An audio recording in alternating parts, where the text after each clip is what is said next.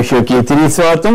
ఏపీలో ప్రభుత్వం మద్యం అమ్మకాలు చేయాలన్న ఆలోచనను సమర్థిస్తారా అంటే 56% మంది అవునని, 44% మంది కాదన్నారు. ఇక అతిథుల పరిచయం శ్రీ పెద్దిరెడ్డి గారు, టీడీపీ సీనియర్ నేత, మాజీ మంత్రివర్యులు. ముందుగా వారికి జన్మదిన శుభాకాంక్షలు కూడా తెలియజేద్దాం. పెద్దిరెడ్డి గారు మీకు జన్మదిన శుభాకాంక్షలు. ప్రతి సంవత్సరం ఈ టైంలో మా రావటం, చర్చలో పాల్గొనడం మాకు సంతోషం. మీకు కూడా మరొకసారి శుభాకాంక్షలు తెలియజేస్తున్నాం. గౌతమ్ గారు పిసిసి అధికార ప్రతినిధి, కాంగ్రెస్ పార్టీ నేత. ఇక శ్రీ ఎస్వి మోహన్ రెడ్డి గారు కర్నూలు నియోజకవర్గ శాసనసభ్యులు, వైఎస్ఆర్ కాంగ్రెస్ పార్టీ సీనియర్ నేత. ఇక మరి ఢిల్లీ నుంచి టీఆర్ఎస్ సీనియర్ నేత, లోక్సభ కరీంనగర్ లోక్సభ సభ్యులు, మూడోసారి లోక్సభకు ఎన్నికైనటువంటి సీనియర్ నేత శ్రీ బి వినోద్ కుమార్ గారు కూడా మనతో చర్చకు సిద్ధంగా ఉన్నారు. ఇక ముందుగా టీఆర్ఎస్ ప్లేనరీ పెద్ద ఎత్తున ఏర్పాట్లు సాగుతా ఉన్నాయి. మరోవైపు టీఆర్ఎస్ లోకి ఆపరేషన్ ఆకర్ష కూడా నడుస్తూ ఉంది. మంత్రిరెడ్డి కిషన్ రెడ్డి గారు దాదాపు టీఆర్ఎస్ లో చేరడం ఖాయమేనని అంటున్నారు. అయితే మరో ఇద్దరు ఎమ్మెల్యేల పేర్లు మాధవరం కృష్ణారావు, ప్రకాష్ గౌడ్ పేర్లు కూడా వచ్చినప్పటికీ కూడా వారు ఖండిస్తున్నారు. మరి టీఆర్ఎస్ ఆపరేషన్ ఆకర్ష లేకపోతే పార్టీ మారడంలో పెద్ద ఆక్షేపించక్కర్లేదు, కానీ వారు రాజీనామా చేయకుండా వెళ్ళటం ఇవన్నీ కూడా విమర్శలకు దారితీస్తున్నప్పటికీ కూడా మరి అదే సమయంలో ఈ ఏడాది ఈ టర్మ్ లోపు కొత్త నియోజకవర్గాలు రావనే సంఖ్య వెల్లడైంది. అది వినోద్ కుమార్ గారికి కేంద్ర మంత్రి చెప్పారు. మరి ఇప్పుడు చేర్చుకున్న వాళ్ళందరినీ ఎట్లా సర్దుబాటు చేస్తారు? అక్కడ ఆల్రెడీ ఇన్ఛార్జీలు ఉన్నటువంటి పరిస్థితి ఉంటుంది. మరి ఈ పరిణామాలపై ముందుగా వినోద్ గారు స్పందిస్తారు. వినోద్ గారు చెప్పండి, టీఆర్ఎస్ ప్లేనరీ ముందుగా టీడీపీ టీఆర్ఎస్ మధ్య సాగుతున్న పెరుగులాటలో ఈ ఆపరేషన్ ఆకర్ష మీరు సౌమ్యులైనటువంటి రాజకీయ నాయకులుగా, మర్యాద రాజకీయ నాయకులుగా పేరొందారు. మీరు ఇటువంటి వాటిని ఎట్లా సమర్థిస్తారు, లేదా అసలు వీటి మీద మీ అభిప్రాయం ఏంటి?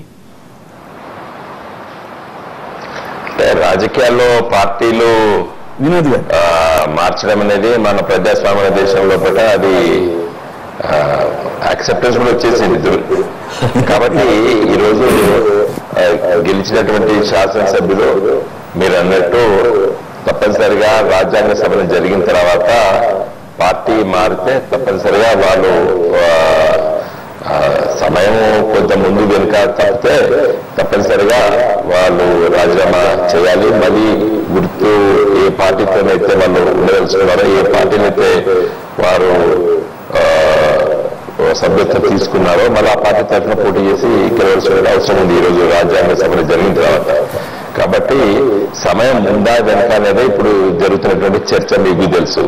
కాబట్టి ఈరోజు రాష్ట్ర రాజకీయాల్లో తెలంగాణ రాష్ట్రం ఏర్పడిన తర్వాత తెలంగాణ రాష్ట్రానికి ఈరోజు ఇక్కడ ఒక ప్రాంతీయ పార్టీ ఉద్యమం చేసి రాష్ట్రాన్ని సాధించిన రాజకీయ పార్టీకి ప్రజలు ఆదరణతో వారికి అధికారాన్ని అప్పచెప్పారు.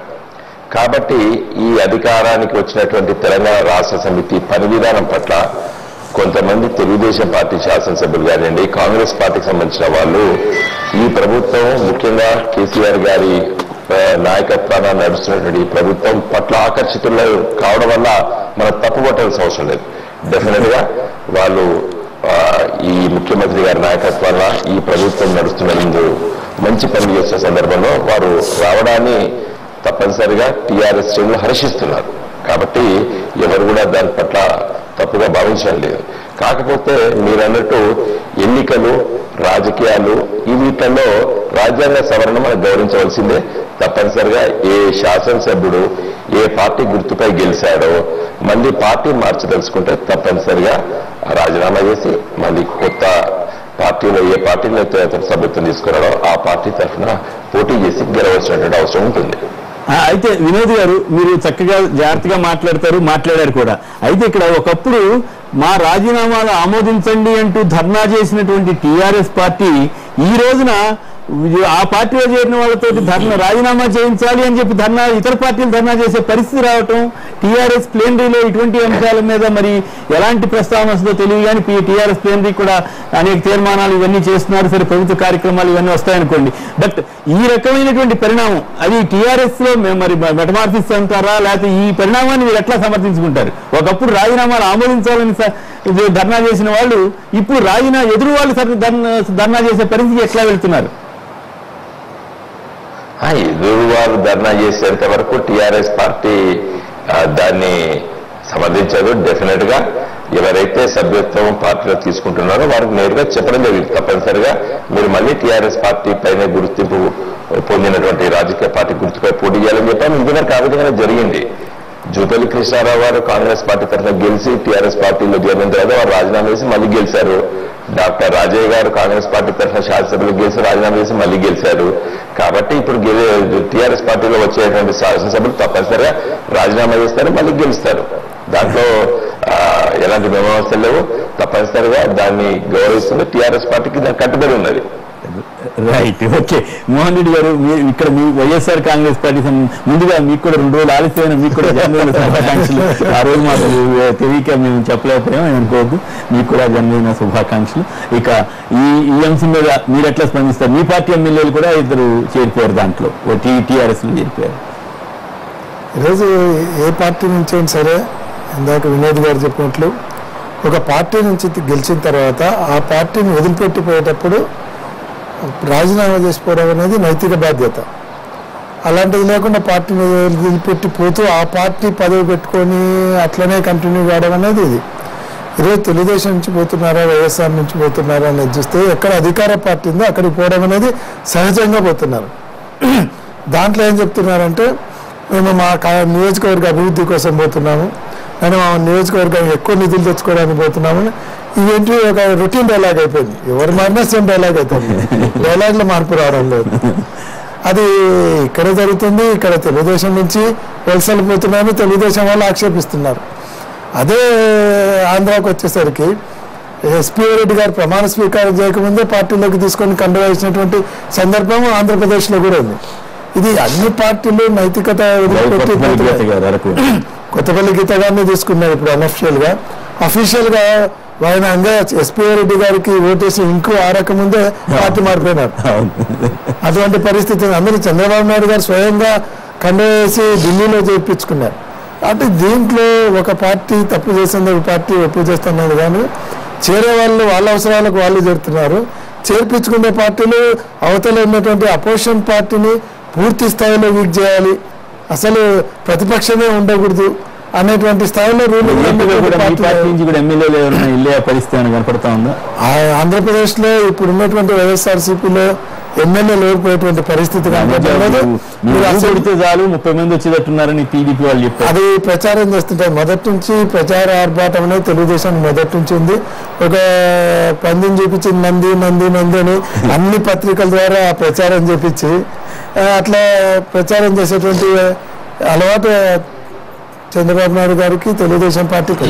కానీ వైఎస్ఆర్సీపీలో మీరు మొన్న అసెంబ్లీలో కూడా గమనించుంటారు, 67 మంది ఎమ్మెల్యేలు ఉంటే 67 మంది ఎమ్మెల్యేలు బాగా గట్టిగా పార్టీ తరఫున పోరాడినారు. ప్రజా సమస్యలను అసెంబ్లీలో ప్రస్తావించడం జరిగింది.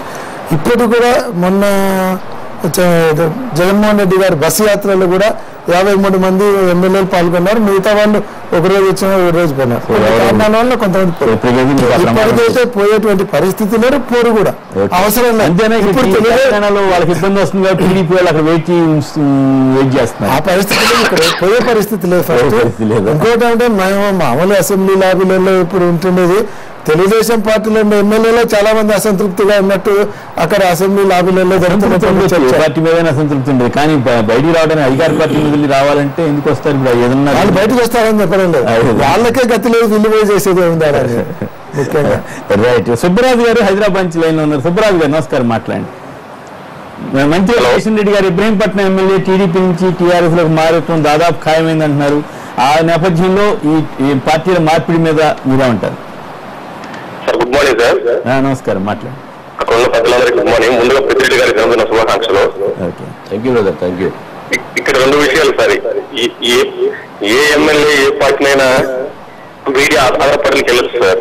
కానీ ఇక్కడ ఉన్న విషయం ఏంటంటే, మనం ఏ పార్టీ గుర్తుకుని గెలిచామో నైతిక విలువలు కట్టుబడి ఆ పార్టీకి రాజీనామా చేసి రెండో పార్టీలోకి జాయిన్ బ్రహ్మాండమైన మెజార్టీ గెలిస్తే ప్రజలందరూ ఆశీర్వదించారు. వీళ్ళు బలమైన లీడర్ అని ఒక బలమైన సంకేతం పబ్లిక్ లో మనం ఇచ్చిన వాళ్ళం అవుతాం. ఎందుకంటే మనం ఏ రోజు ఎమ్మెల్యేగా గెలిచామో ఆ రోజు రాజ్యాంగం మీద ప్రామిస్ చేసి నేను ఎమ్మెల్యేగా చేయబోతాను, నియోజకవర్గానికి ఇంత బ్రహ్మాండ అవకాశం ఇచ్చినందుకని చెప్పని మనం ఏదైతే ఆ రోజు ప్రామిస్ చేస్తే ఆ ప్రామిస్ కట్టుబడి చేయాలి. ఎందుకంటే రాజకీయాల్లో కామన్. ఈ రోజు మేమందరూ నేను కష్టపడి ఒక ఓటేసి గెలిపించాను సార్ నియోజకవర్గం నుంచి. ఈ రోజు ఎమ్మెల్యే నా ఎమ్మెల్యే ఎవరైనా చెప్పే పరిస్థితి నాకు లేదు. బలమైన వాడు బలమైన లేడు, అందులో ఎటువంటి అనుమానం లేదు. అదే బలమైన లేడు, అంత బలమైన లేడు అనుకున్నప్పుడు టీఆర్ఎస్ చేసుకున్న తరుణంలో వీళ్ళ వాళ్ళు రాజీనామా చేసి అదే బలమైన మెజారిటీ గెలిపించారు అనుకోండి, అది ఒక మనం మంచి ఇచ్చిన వాళ్ళు భావితరాలకి అనే కాన్సెప్ట్ పోతుంది. ఇలా కఠినమైన ఏమవుతుందంటే రాజకీయాలకు విలువలు కూడా ఎగిపోతున్నాయి. ఏ పార్టీ మీద ఏ ఎమ్మెల్యే గెలిచారు, ఎలా వెళ్తున్నారని చెప్పని చెప్పుకునే పరిస్థితి వాళ్ళు ఈరోజు తమ్మాల శ్రీనివాసరావు గారు కానివ్వండి, మంచి కిషన్ రెడ్డి కానివ్వండి, టీఎల్ కృష్ణారెడ్డి గారిని వీళ్ళందరూ చెప్పుకోగలరు ఏ పార్టీ మీద గెలిచారని. ఎలా మంత్రిగా కంటిన్యూ అవుతారు చెప్పుకోగలరా? కేసీఆర్ గారు హ్యాపీగా వెళ్ళిపోయారు, ముందుగా గెలిచారు. ఇప్పుడు అవును, కరెక్ట్, బాగా చెప్పారు గౌతమ్ గారు. సుబ్బరాజు గారు చెప్పిన దాన్ని నేను మాట్లాడాలనుకున్నా. ఒకటేంటంటే రాజకీయాల్లో వినోద్ గారు చక్కగా చెప్పారు, రాజ్యాంగంలో ఇవాళ ఏం సవరణ చేసుకున్నాం, రాజకీయ పార్టీలో నైతిక విలువలు ఎలా ఉండాలనేది. అయితే ఒక సభ్యుడు నిజంగా కూడా పార్టీ మారడం పెద్ద తప్పేమి కాదు, తన ఇష్టమైతే పార్టీ మారచ్చు. అయితే మీరు అన్నట్టుగా ఒక పార్టీ నుంచి గెలిచి వేరే పార్టీలో చేరినప్పుడు సభ్యుడికి ఒక నైతికత ఉండాలి. నేను ఈ పార్టీకి రాజీనామా చేసి దీంట్లో జాయిన్ అవుతున్నాను. ప్రభుత్వాలకు రాజకీయ పార్టీలు ఇష్టం వచ్చినట్టు రాజకీయాలు చేసినా కూడా ప్రభుత్వం నడిపేటప్పుడు కూడా రాజ్యాంగబద్ధంగా నైతిక విలువలతో ప్రభుత్వాలు నడవాలి. అట్లా మనం ఒక ఉదాహరణ ఏంటంటే ఇప్పుడు తలసాని శ్రీనివాస్ యాదవ్ గారు ఎమ్మెల్యేగా టీడీపీ నుంచి గెలిచారు. గెలిస్తే టీఆర్ఎస్ లో జాయిన్ చేసుకోవడం పెద్ద నేరం కాదు, తప్పేం కాదు. వారు రాజీనామా చేసి వారైనా జాయిన్ అవ్వాలి, లేదా ప్రభుత్వం నడుపుతున్నారు కనుక మీరు రాజీనామా చేసి రండి, మేము చేర్చుకుంటామని చెప్పాలి. ప్రభుత్వం కూడా నైతిక బాధ్యతలు వదిలేస్తేనే చాలా ప్రమాదం. మరి గవర్నర్ ప్రమాణ స్వీకారం చేయించవచ్చు, అందుకే నేను చెప్తున్నాడు. అందుకే అలాగే స్పీకర్ గారు ఎందుకు రాజీనామా ఆమోదించట్లేదు చెప్పక్కర్లేదు. అందుకని ఒక ఎమ్మెల్యేని టీడీపీ ఎమ్మెల్యేని తీసుకుని ప్రభుత్వంలో మంత్రివర్గం ఇచ్చి ఆ మంత్రివర్గం చేత గవర్నర్ చేత ప్రమాణ స్వీకారం చేయించి స్పీకర్ చేత రాజీనామా ఆమోదింప చేయకుండా చేసి నడుపుతున్న వ్యవహారం. లోక్సభలో కూడా ఇప్పుడు ఇద్దరు వైఎస్ఆర్ కాంగ్రెస్ ఎంపీలు వెళ్ళారు, మరి వాళ్ళ మీద కంప్లైంట్ చేశారు, అక్కడ స్పీకర్ కూడా ఏమీ చేయట్లేదు. అంటే వైఎస్ఆర్ సిపి వాళ్ళు పార్టీ మారారు, సపోజ్ వీళ్ళు రాజీనామా చేసి మారాలి, అది కూడా అంతే. కానీ వాళ్ళకి తెలుగుదేశం ప్రభుత్వంలో మంత్రుల్లో లేకపోతే ఇంకా బీజేపీ ప్రభుత్వంలో మంత్రుల్లో ఇవ్వకపోవడం వేరే విషయం. చాలా ప్రకారం వాళ్ళు అనర్హులు లేకపోతే రాజీనామా చేయడం చేయాలి. అది కూడా లోక్సభ స్పీకర్ ఇంత పెద్ద విలువలు కలిగినటువంటి భారతీయ జనతా పార్టీ కూడా మరి ఆ ప్రభుత్వం పదవులు ఉండాలి. సోమనాథ్ చటర్జీ గారు ఏం చేశారు, ఇప్పుడు మందా జగన్నాథ్ గారు వాళ్ళ మీద పార్టీ మారని కంప్లైంట్ రాగానే 3 వారాల్లో మొత్తం విచారణ చేశారు, టక్కని కొట్టేశారు. ఏడాది అవుతున్నా కూడా లోక్సభ స్పీకర్ కూడా తప్పు కాదని ఎట్లా అంటాం? నువ్వు తప్పనంట, తప్పే ఖచ్చితంగా, అది కూడా చర్యలు తీసుకోవాలి. ఇది ఎక్కడి వరకు చేరింది అనే దానికి నేను నా పాయింట్ మాట్లాడుతున్నా. పాయింట్ ఏంటంటే వినోద్ గారు చెప్పాల్సింది, ఒక ప్రభుత్వం వేరొక ఎమ్మెల్యేని తీసుకుని ప్రభుత్వంలో మంత్రివర్గంలో చోటిచ్చి గవర్నర్ చేత ప్రమాణ స్వీకారం చేసి పరిపాలనలో ఆయన భాగస్వామ్యం చేయడం అనేది నైతికత. ప్రభుత్వానికి ఉండే నైతికత ఏంటి? వాళ్ళు టీఆర్ఎస్ ఉండొచ్చు, రేపు ఇంకో కాంగ్రెస్ రావచ్చు, టీడీపీ రావచ్చు, ఎవరైనా కావచ్చు. వేరే మనం చర్చించాల్సింది టీఆర్ఎస్ లో తలసాని శ్రీనివాస యాదవ్ గారు చేరాలనుకోవడం తప్పు కాదు. వేరే మీరు ప్రభుత్వం ఉన్నారు కనుక ఆ సభ్యుల్ని రాజీనామా చేయమని కోరటం, స్పీకర్ చేత దాన్ని ఆమోదింపు చేయటం, అప్పుడు మీరు నిజంగా మంత్రివర్గంలో చోటిచ్చి మీరు ఎమ్మెల్సీ ఇస్తారా, మళ్ళీ పోటీ చేసి గెలిపిస్తారా, అది వేరే విషయం. బట్ కనుక నేను కోరుతుంది ఏంటంటే టీఆర్ఎస్ ప్రభుత్వం ఏ రకంగా నైతికతను, ప్రభుత్వం కేవలం రాజకీయ పార్టీ కాదు, టీఆర్ఎస్ పార్టీ కాదు. పెద్దిరెడ్డి గారు, మన భారత ప్రజాస్వామ్యంలో ప్రజలు ఆమోదించినటువంటి రాజకీయ పార్టీలే ప్రజాస్వామ్యంగా మనుగడ కొనసాగించబడతాయి తప్ప ఒక మ్యాండేట్ ఇచ్చిన తర్వాత ప్రభుత్వానికి వచ్చిన తర్వాత ఒకరు ఇద్దరు వ్యక్తులు అదనంగా యాడ్ అయితే దానివల్ల బలం పెరుగుతుందని ఎవరన్నా ఆలోచిస్తే అది భ్రమలు మాత్రమే. ఇది కేవలం మైండ్ గేమ్ కొరకు ఉపయోగపడే అంశమే. ఇక్కడ కేసీఆర్ గారు తెలుగుదేశం పార్టీ నుండి వెళ్ళాలనుకున్నప్పుడు టీఆర్ఎస్ పార్టీ పెట్టే సందర్భంలో నైతిక విలువలను పాటించి పార్టీ ప్రాథమిక సభ్యత్వానికి కూడా రాజీనామా చేసి తను బయటికి వెళ్ళి స్వతంత్రంగా మళ్ళీ పోటీ చేసి గెలిచిండు. అదే నైతిక విలువలను, అదే నైతికతను ఒక పార్టీ అధ్యక్షుడిగా ఉండి ఇలా రాష్ట్రానికి ముఖ్యమంత్రిగా ఉన్నటువంటి వ్యక్తి, అపారమైన రాజకీయ అనుభవం కలిగిన వ్యక్తి, ఎలాంటి అనైతికమైనటువంటి ఇంకా వేరే ఎవరి గురించి చర్చ అవసరం లేదు, అతడు వ్యక్తిగతంగా స్వయంకృతంగా ఆయన చేసినటువంటి విధానం ఉంది కనుక ఈ విధంగా ప్రోత్సహించడం అది అనైతికత వస్తుంది. కిషన్ రెడ్డి గారు ఎందుకు వెళ్ళిపోతున్నారు అది చెప్తా ఉన్నా సార్. వెళ్ళే వాళ్ళు ఎవరైనా వాళ్ళకి ఇష్టమైంది వెళ్ళొచ్చు, దాని గురించి పెద్ద ఆక్షేపణ అవసరం లేదు. ఇవాళ రేపు ఒక వివాహం చేసుకునే వాళ్ళు ఇంకొక వివాహం చేసుకోవాలంటే విడాకులు తీసుకొని పోతారు, మన సంప్రదాయం అది. ఇక్కడ విడాకులు లేకుండా, విడాకులకు అప్లై చేయకుండానే, అప్లై చేసిన విడాకులు మంజూరు కాకుండానే నేను ఇంకొక పెళ్లి చేసుకుంటా సంసారం చేస్తానని అనుకుంటే అది ఎంత అనైతికమో ఎంత అప్రతిష్ట సంబంధించిన అంశమో ఇది అంతకంటే ఘోరమైనది. ఇది ప్రజాస్వామ్యంగా ఉన్నటువంటి పరిస్థితి. ఈ ఎమ్మెల్యేలు ఏం చెప్పుకోవాలి? తెలుగుదేశం బీఫామ్ గెలిచాను, నేను తెలుగుదేశం ఎమ్మెల్యేని నిన్నదాకా చెప్పుకొని టీఆర్ఎస్ చేరిన తర్వాత నేను టీఆర్ఎస్ ఎమ్మెల్యేని చెప్పుకుంటే టీఆర్ఎస్ ఎమ్మెల్యేగా నువ్వు బీఫామ్ తీసుకుని వెళ్ళలేదు కదా, నీ టీఆర్ఎస్ ఒక ఎమ్మెల్యే పోటీ చేసింది కదా. కనుక వాళ్ళందరికీ నేను ఒకటే సూచించదలుచుకున్నా, వాళ్ళకి విజ్ఞత లేకపోతే కనీసం ప్రభుత్వంలో ఉన్న వాళ్ళకైనా విజ్ఞత ఉండాలి. మీరు పార్టీ బలోపేతం చేసుకోవాలనుకుంటున్నారు, జిహెచ్ఎంసీలో ఒక ట్రయల్ రన్ చేయాలనుకుంటా ఉన్నారు కనుక దయచేసి ఎవరినైతే మీరు పార్టీ చేర్చుకున్నారో వాళ్ళని రాజీనామా చేయించండి, రాజీనామా ఆమోదింపజేయించుకోండి, వాళ్ళని నిలబెట్టండి, బలమైన మెజార్టీతో గెలిపించుకోండి. ఆ తర్వాత ఇంకా మీకు ఆటోమేటిక్ గా మాట్లాడారు నల్లేరు నడకలాగానే మీకు జిహెచ్ఎంసీ గెలిచే అవకాశం ఉంటుంది కదా. మాట్లాడారు మీరు. విజ్ఞత అన్నారు, ఇంకోటి అన్నారు, విడాకులు అన్నారు. మరి మీ ఎంపీలు ఇద్దరు, వేరే పార్టీ ఎంపీలు ఇద్దరు వచ్చి నిన్న మీ చంద్రబాబు గారి సమక్షంలో మీటింగ్ అన్నారు. మరి చంద్రబాబు గారికి విజ్ఞత ఉన్నట్ట లేనట్టు చెప్తా ఉన్నారు సార్. మీరు మాట అన్నారు, మీరు అన్న పదవి నేను వాడుతున్నాను. పార్లమెంట్ విషయంలో ఒక మాట చెప్పింది. పార్లమెంట్ లో ఎప్పుడు జరిగింది? మన్నా జగన్ వాళ్ళందరూ ఓటింగ్ జరిగినప్పుడు ఓటింగ్ పార్టీ వ్యతిరేక విప్ వ్యతిరేక కొటేషన్ కనుక స్పీకర్ కు డిస్కషన్ ఇమ్మీడియట్ గా వాళ్ళు తీసేసే అవకాశం ఉంది. పార్లమెంట్ పరంగా కంప్లైంట్ చేశారు కాంగ్రెస్. పార్లమెంట్ లో ఇవాళ వాళ్ళు వైఎస్ఆర్సీపీ ఎంపీలుగానే కొనసాగుతున్నారు. మీ పార్టీ కొనసాగుతున్నది వైఎస్ఆర్ ఎంపీలుగానే కొనసాగుతున్నారు. ఇక్కడ మేము అభివృద్ధి అనే పేరుతోటి వాళ్ళు ఇక్కడ సంఘీభావం ఉంటున్నారు. ఇక్కడ పార్టీలో చేరి పార్టీ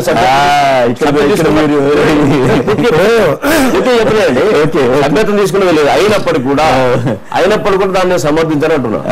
ఎవరికైనా ఒకటే రూల్ వర్తిస్తుంది.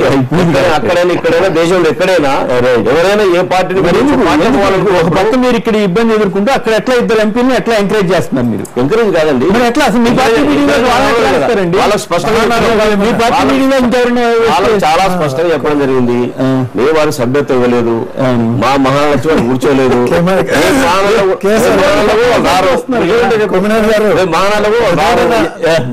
నాకు చిన్న విషయాన్ని మర్చిపోతున్నారు. ఏంటిది? ఎస్పీ రెడ్డి గారు అక్కడ పార్టీలో చేరుతానే వారం 3 రోజులకే ఇక్కడ మహానాడు జరిగింది.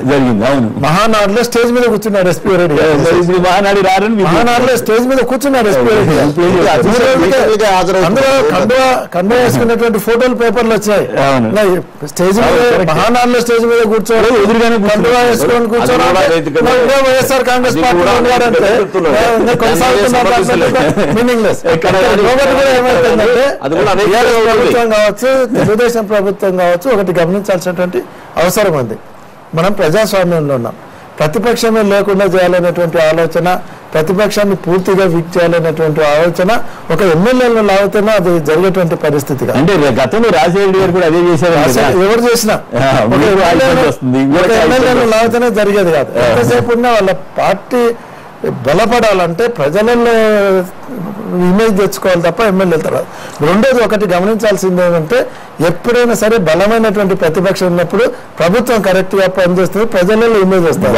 అందుకే మనకు ప్రజలు చెప్తారు, చేతగాని మిత్రుడి కంటే బలవంతమైన శత్రువు ఎప్పుడు బెటర్ అనేది నాకు ఆ సామెత ఎప్పుడు పనికొచ్చేది. దయానంద్ గారు మొన్న తెలంగాణ గారిని తీర్పిస్తారెడ్డి గారిని తీసుకున్న తర్వాతనే మొన్న గ్రాడ్యుయేట్ ఎన్నికలు జరిగినాయి కదా. కనుక వ్యక్తులు యాడ్ అయినంత మాత్రం ఫలితం వచ్చిందా? రాలే కదా. ఏమంటారంటే వ్యక్తుల వల్ల ఏ రాజకీయ పార్టీకైనా అదే రాదు. వాళ్ళ టక్కున మీకు అక్కడ వెనకాల మీకు మచ్చటి వచ్చేసింది. ఎవరికైనా వర్తిస్తుంది, ఎక్కడైనా వర్తిస్తుంది. ఎవరైనా పాటించాల్సిన అవసరం. శంషాబాద్ నుంచి దయానంద్ గారు లైన్లో ఉన్నారు. దయానంద్ గారు నమస్కారం. మాట్లాడండి సార్. నమస్కారం సార్. అక్కడ నమస్కారం, మాట్లాడండి సార్. ఇప్పుడు ఇది పార్టీ ప్లాంట్ ఏదైతే ఉందో ఇది ప్రజలు ఎవరైతే ఓట్లు వేసారో సార్ ఆ రోజు ఆ వ్యక్తిని చూసేసి ఆ పార్టీని చూసేసి అది దృష్టిలో పెట్టుకోవాలి. ప్లస్ రెండోది ఖర్చు ఏదైతే ఉందో సార్ ప్రజాధనాన్ని మొత్తం వృధా చేస్తుంటారు. దీన్ని కూడా ఎవరైనా ఎమ్మెల్యేలు ఒకవేళ పార్టీ మారాలనుకున్నప్పుడు రాజీనామా చేసిన వెళ్ళినా కూడా ఆ పార్టీకి ఇంత కూడా ఏదైతే ఎలక్షన్ అప్పుడు ఖర్చు పెట్టారు సార్. ఆ ఖర్చు కూడా ఆ అభ్యర్థి భరించాలి సార్. దాన్ని ఈ ప్రజాధనం సార్ ఎంత ఎవరు చెప్పగలరు సార్. కరెక్టే మీరు చెప్పినట్టు. ఎందుకు కిషన్ రెడ్డి గారు పార్టీ మారుతున్నట్టే అనుకుంటున్నారా, మారట్లేదు అనుకుంటున్నారా? వాళ్ళ వ్యక్తిగతంగా పెట్టదు సార్ అభిప్రాయం. అంటే న్యూస్ ద్వారా మాకు రైట్. ఒకసారి మనం వినోద్ గారి దగ్గరికి వెళ్దాం. వినోద్ గారు చెప్పండి, ఇన్ని క్రిటికల్ కామెంట్స్ చేస్తున్నారు గవర్నర్ గారి దగ్గర నుంచి కానీ స్పీకర్ గారి దగ్గర నుంచి కానీ, ఇదంతా కూడా కొంచెం అంటే నైతికంగా ఎంతవరకు కరెక్ట్ అనే దాన్ని ఎట్లా సమర్థించుకుంటారు? సమర్థించుకోవడం అనేది ఇక్కడ ఇష్యూ కాదండి. టీఆర్ఎస్ పార్టీలో జాయిన్ అయిన వాళ్ళు రాజీనామా చేశారు, మళ్ళీ టీఆర్ఎస్ పార్టీపై గుర్తుపై పోటీ చేశారు, మళ్ళీ గెలిచారు, ఇప్పుడు మంత్రులు అయ్యారు. అదే విధంగా ఇప్పుడు మీరు చెప్పేటువంటి వ్యక్తులు కూడా రానున్న రోజులప్పుడు అదే చేయబోతున్నారు. వాళ్ళు రాజీనామా చేశారు, చేసిన తర్వాతనే గవర్నర్ గారు వారికి ప్రమాణ స్వీకారం చేశారు. ఇప్పుడు స్పీకర్ గారి దగ్గర ఉంది. స్పీకర్ గారు తప్పనిసరిగా దాన్ని వెంటనే దాన్ని ఆమోదించిన తర్వాత వాళ్ళు మళ్ళీ టీఆర్ఎస్ పార్టీ తరఫున పోటీ చేస్తారు, మళ్ళీ గెలుస్తారు, మళ్ళీ మంత్రివర్గంలో ఉంటారు. ఇది జరగబోయేటువంటి పరిణామం. అయితే ఆలస్యం అవుతుందా, దాని కారణాలు ఏందనేది దురదృష్టవశాత్తు ఆంధ్రప్రదేశ్ రాష్ట్ర శాసనసభ అక్కడ ఉన్నటువంటి స్పీకర్ ఆఫీసు ఇదివరకు కూడా ఇదే విధంగా చేసింది. మరి అదే కంటిన్యూ అవుతున్నది. మా పార్టీ తరఫున మేము శ్రీనివాస్ యాదవ్ గారు కానివ్వండి, లేకపోతే మిగతా వ్యక్తులు కానీ తప్పనిసరిగా వాళ్ళ రాజీనామాలు చేయాలి, చేసిన తర్వాత మీరు రావాలని చెప్పి కేసీఆర్ గారు చెప్పారు. అదే విధంగా రాజీనామా చేసిన తర్వాతనే వారి మంత్రివర్గ సభ్యులుగా వారు ప్రమాణ స్వీకారం చేశారు.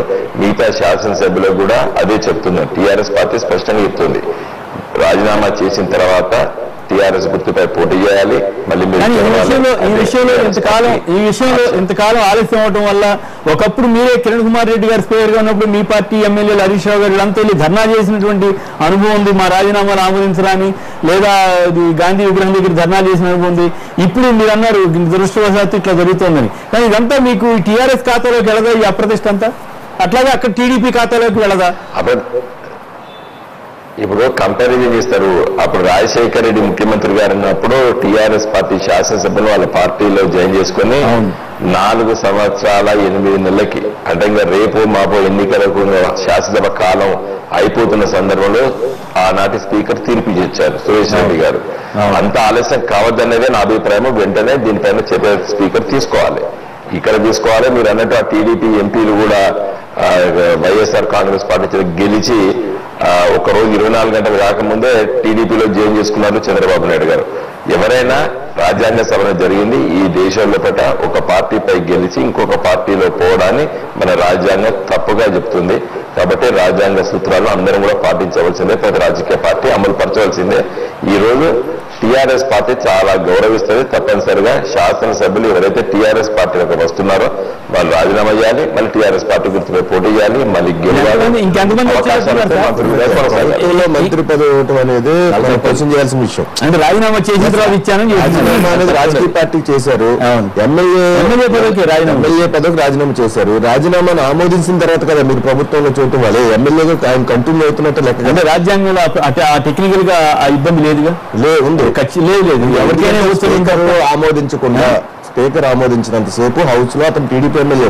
అవును, టీడీపీ ఎమ్మెల్యే ఇప్పుడు కొనసాగుతూ టీఆర్ఎస్ మంత్రిగా యాక్ట్ చేయటం అనేది యాజ్ పర్ హౌస్ వారికి తెలుసు, వారు చాలా అనుభవజ్ఞులు.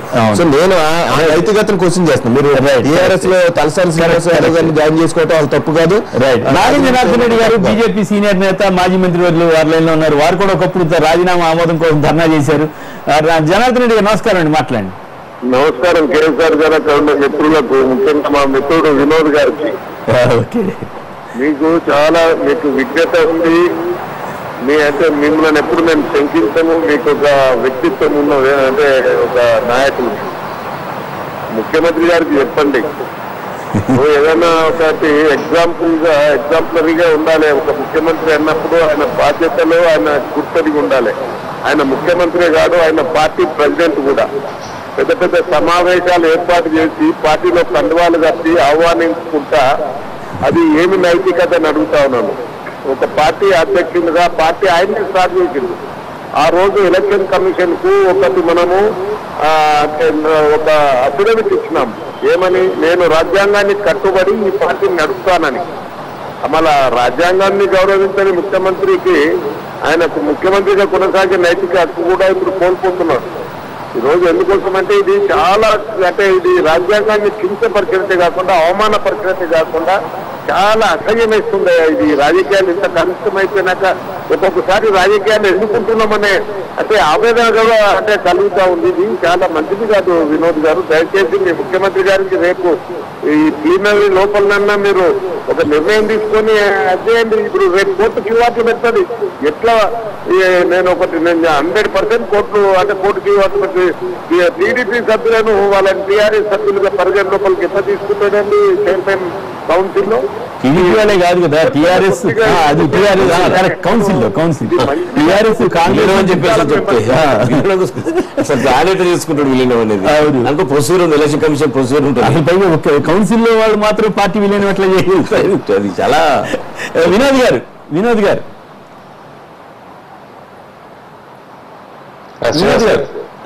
జనార్దన్ రెడ్డి గారి సూచన మీకు వినపడే ఉంటుంది కదా, ఇది ఎట్లా రాజ్యాంగ విరుద్ధం, ఏ రకంగా ఇట్లా చేస్తారు, మీరు ప్లేనరీలో అన్నా డెసిషన్ తీసుకోవాలి ఇటువంటి వాటి మీద అడుగుతున్నారు వారు. ఇప్పటికే డెసిషన్ కొత్తగా తీసుకునేది మా పార్టీ తరఫున మేము చెప్పాము, అతను రాజీనామా చేస్తారు, మేము మంత్రివర్గ సభ్యులు ఇచ్చాము. ఇప్పుడు now the ball is in the court of speaker గారు దాన్ని ఆమోదించిన తర్వాత మళ్ళీ ఎన్నికల షెడ్యూల్ వస్తాడు, మళ్ళీ పోటీ చేస్తాడు, మళ్ళీ గెలుస్తాడు, మళ్ళీ మంత్రిగా ఉంటారు. అది జరగబోయే పరిణామం కాదు. అలాంటి ఆయనకి ఎట్లా మంత్రి పదవి ఇవ్వడం కూడా కరెక్టేనా అని అడుగుతున్నారు, మీరు ఎట్లా చెబుతారు? అంటే ఇక్కడ రెండు విషయాలు, జనార్దన్ రెడ్డి గారు కానీ అక్కడ ఉన్నటువంటి వక్తలు కానీ మాట్లాడిన దాంట్లో కూడా రెండు అంశాలండి. రాజ్యాంగం ప్రకారంగా ప్రభుత్వంలో అన్ని పార్టీలు కూడా కలిసి ప్రభుత్వాన్ని ఏర్పాటు చేయొచ్చు. నేను దీన్ని నైతిక విలువలు దాన్ని నేను మాట్లాడతలేను. రాజ్యాంగం విషయాన్ని మాట్లాడితే గవర్నర్ గారు దాన్ని కూలంకుషంగా ఆలోచన చేసి నిర్ణయం చేశారు. అప్పుడప్పుడు మనం ఏమన్నా పాపులర్ గవర్నమెంట్ అంటాం, అప్పుడప్పుడు ప్రభుత్వాలు నేషనల్ గవర్నమెంట్ అంటాం. దాని అర్థం ఏంటంటే అన్ని రాజకీయ పార్టీలు గవర్నమెంట్ ఉండదు, గవర్నమెంట్ లో ఏ పార్టీ ఉండదు అనేది ఏం లేదు. కాబట్టి నైతిక విలువలు వేరు, చర్చలు వేరు, అవి వేరు వేరు. రాజ్యాంగ సవరణ అంటే ఇప్పుడు డెఫినెట్ చెప్పాను, టీఆర్ఎస్ పార్టీ చెప్పింది రాజీనామా చేయి, మీ టీడీపీలో రాజీనామా చేస్తే మేము మంత్రివర్గ సభ్యులు ఇస్తాం. 6 మాసాల లోపల అతడు శాసనసభ్యులైనా కావాలి, లేకపోతే లెజిస్లేటివ్ కౌన్సిల్ మెంబర్ అయినా కావాలి. కాబట్టి 6 మాసాల లోపల రెండింటిలో ఏదో ఒకటి అయితేనే అతను మంత్రిగా కొనసాగుతాడు. కాబట్టి అతను ప్రమాణ స్వీకారం చేసిన 6 మాసాల లోపల అయితే శాసనసభ్యులుగా కొత్తగా గెలవాలి, లేకపోతే శాసన మండలి సభ్యులుగా గెలవాలి. అది రాజ్యాంగం చెప్తుంది. కాబట్టి ఎవరు మంత్రివర్గంలో ఉండాలి, ఎవరు లేకపోవడం అనేది డెఫినెట్ గా that is the prerogative of the chief minister. మంత్రి ఎమ్మెల్యే కానోలు, ఎమ్మెల్సీ కానోలు కూడా ముఖ్యమంత్రులు ఈ దేశంలో పట. కాబట్టి that is different issue constitutional వ్యాలిటీ గురించి మాట్లాడితే. కాబట్టి దానికి సమస్యకు వచ్చేసరికి ఇప్పుడు వారు ఎవరైతే వారు మాట్లాడేది శ్రీనివాస్ యాదవ్ గారి గురించి మాట్లాడుతున్నారు. వారు రాజీనామా చేశారు, తెలుగుదేశం పార్టీకి ఎమ్మెల్యే పదవికి రాజీనామా చేశారు. కాబట్టి వారు ఇప్పుడు ఉంటున్నారు. డెఫినెట్ 6 months లోపల మరి ఏదో ఒకటి కావాలి. రైట్. జనార్దన్ రెడ్డి గారు వినోద్ గారు ఇప్పుడు నేను ఒక్కటి సూటిగా అడుగుతా ఉన్నాను, స్పీకర్ ఏమో అంత ఇండిపెండెంట్ గా యాడ్ చేస్తాడండి? మనకు తెలియదా? నేను కూడా దాదాపు 25 సంవత్సరాలు ఎమ్మెల్యేగా ఉన్నాను. స్పీకర్ ఉండదు చేయాలి కదా, స్పీకర్ ఆఫీస్ లోపలే నడుచుకుంటాడు ఆయన. డైరెక్ట్ అదే స్పీకర్ తప్పు చేసే అధికారం స్పీకర్ ఉందని అడుగుతా ఉన్నాను. ఆయన ఏ నిబంధన రాజీనామా చేసిన ఒక మంత్రి పదవిలో కూర్చొని ఆయన రాజీనామా చేస్తే ఆ రాజీనామాను ఆమోదం చేయకపోవడం ఇది చాలా దౌర్భాగ్యం. ఈ అసెంబ్లీకే ఆయన మద్దతు ఇస్తున్నాడు, స్పీకర్ పదవికే మద్దతు ఇస్తున్నాడు. నేను ఎవరికేం భయపడతాను కాదు. చాలా ఇది దుర్మార్గం అండి. న్యాయబద్ధం కాదు, పద్ధతి కాదు. మీరు చెప్పండి సార్, మీరు చెప్పండి, లేచి గట్టిగా అడగండి. మాట్లాడతారు చేస్తున్నామని అడుగు, తెలుస్తుంది. ఈ వ్యక్తిత్వం జరుగుతుంది అని చెప్తున్నాను. నేను చంద్రబాబు నాయుడు గారిని కూడా ఏమన్నంటే నిర్మోహమాటంగానే మాట్లాడినాను. ఇది మీ వ్యక్తిత్వాన్ని పెంచుకోండి దయచేసి. రైట్. వినోద్ గారు, మీ వ్యక్తిత్వాన్ని పెంచుకోవాలంటే ప్లేనరీలో ఈ అంశం ప్రస్తావించి.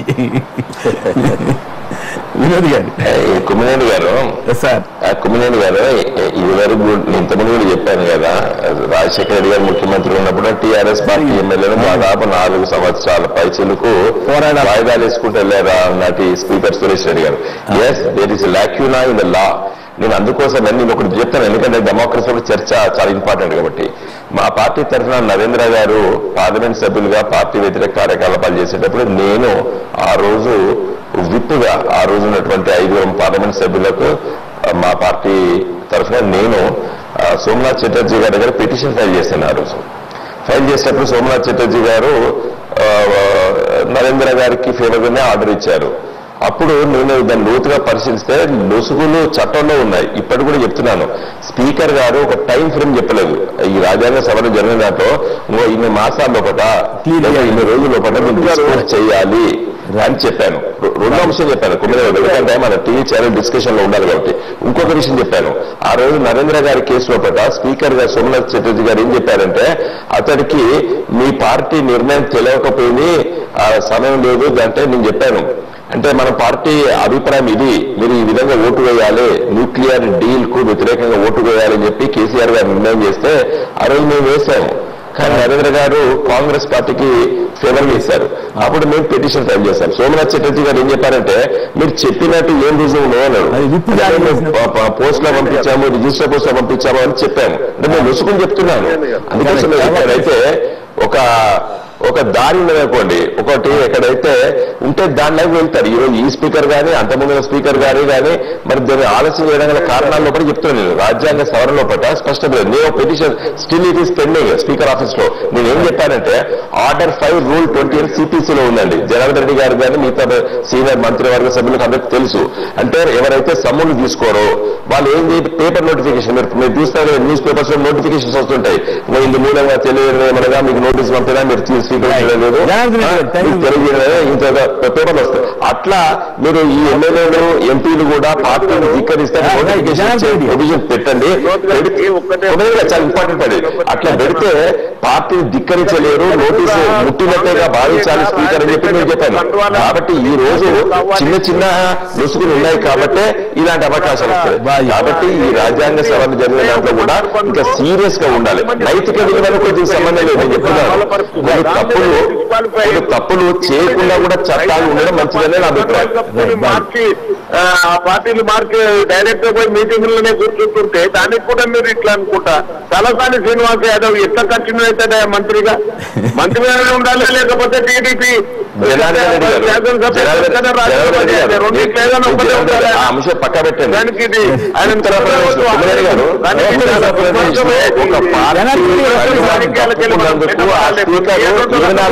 రావాలని ఒక్క నిమిషం వినోద్ గారు మాట్లాడు. వినోద్ గారు ప్లీజ్ ప్లీజ్.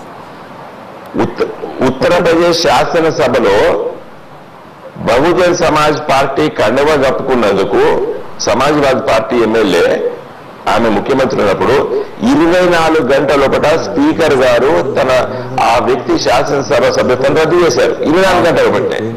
కాబట్టి where there is a will there is a way. కాబట్టి డెఫినెట్గా చెప్తున్నారు, రాజ్యాంగంలో ఆ విధంగా ఉంది. కాబట్టి స్పీకర్ గారు దాన్ని నాకంటే టైం ఫ్రేమ్ ఏం లేదు. ప్రసాద్ గారు కానీ నానాటి సురేష్ రెడ్డి గారిని ఎవరు కనుగొట్టలేదు. ఎందుకంటే టైం ఫిక్స్ 3 మాసాలు డిస్కస్ చేయాలి, 2 మాసాలు డిస్కస్ చేయాలి అనే ఒకటి ఉండి ఉన్నట్టయితే బాగుంది. మా ప్రభుత్వము కోalition ప్రభుత్వము బీఎస్పీ గెలిచిన ఎమ్మెల్యేకి మంత్రి ఇచ్చినాము, టీడీపీ ఎమ్మెల్యే మంత్రి ఇచ్చినాము, రేపు అవసరమైతే ఇంకెవరైనా కాంగ్రెస్ కూడా ఇస్తాము. మరి కోalition గవర్నమెంట్ చెప్పుకుంటే తలనొప్పులే ఉండవు. చేర్పితులు కాండప్పుడు తలనొప్పులు ఇవన్నీ ఎక్స్ప్రెస్ ఇచ్చుకోవాల్సిన అవసరం లేదు.